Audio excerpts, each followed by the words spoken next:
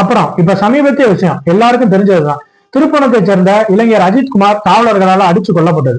இந்த செய்தியை இங்க இருக்க ஊடகங்கள் வேற வழி இல்லாம கவர் பண்ணிட்டு இருக்காங்க.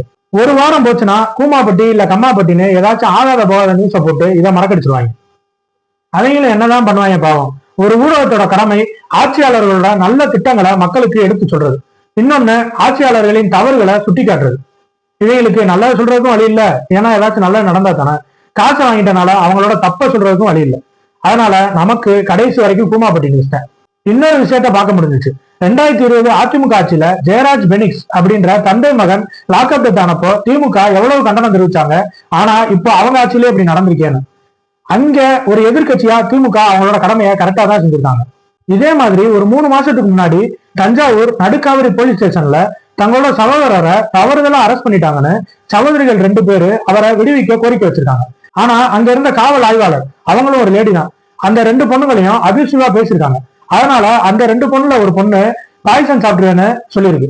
ஆனா அங்க இருந்த காவலர்கள் யாரும் அதை தடுக்கல. அதனால அந்த பொண்ணு பாய்சன் சாப்பிட்டு ஹாஸ்பிட்டல் கூட்டி போற வழியிலேயே இறந்தும் போயிருச்சு. இந்த விஷயம் இங்க இருக்க எத்தனை பேருக்கு தெரியும்? இந்த விஷயத்த கையில் எடுத்து ஊடகங்களும் எதிர்கட்சிகளும் கண்டனம் தெரிவிச்சு பெரிய அளவுல இஷ்யூ ஆகியிருந்தா ஒருவேளை இன்னைக்கு அஜித்குமாருக்கு இந்த நிலைமை ஏற்படாம கூட இருந்திருக்கலாம். ஜெயராஜ், பெனிக்ஸ், அஜித்குமார் இவங்களுக்கு மட்டும்தான் இந்த நிலைமை ஏற்பட்டிருக்கா? கண்டிப்பா இல்ல. இன்னும் எத்தனையோ அப்பாவிகள் இருக்காங்க. ஆனா அவங்களெல்லாம் இந்த ஊடகங்கள் காட்டாது.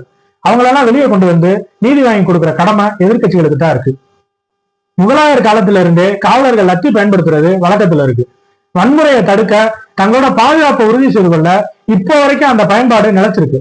ஆனா இப்போ பிவிசி பைப்பு, இரும்பு ராடு, மிளகா பொடின்னு அந்த கலாச்சாரம் மாறி போனது தமிழ்நாட்டு மக்களின் இருண்ட காலம். நம்ம சேனலோட பேரு ஒய் நாட்.